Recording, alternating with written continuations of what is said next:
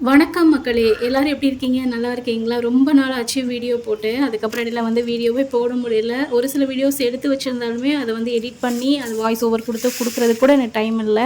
2025 முடிய போம்போதும் சரி, 2026 வந்து ஸ்டார்ட் ஆகும்போதும் சரி, அடி மேல அடி. அதெல்லாம் நீங்க வந்து சரி பண்ணி ஓரளவுக்கு மேல்ல வர்றதுக்குள்ள ஒரு வழி ஆயிடுச்சு. அகைன் கீப் கோயிங் அப்படிங்கிற மாரி திரும்பவும் வந்துட்டு எதுவா இருந்தாலும் கன்டினியூஸா செய்வோம் அப்படின்னு சொல்லிட்டு வீடியோ ஸ்டார்ட் பண்ணியிருக்கேன். நம்ம ஆளு பேசுறத பாருங்க.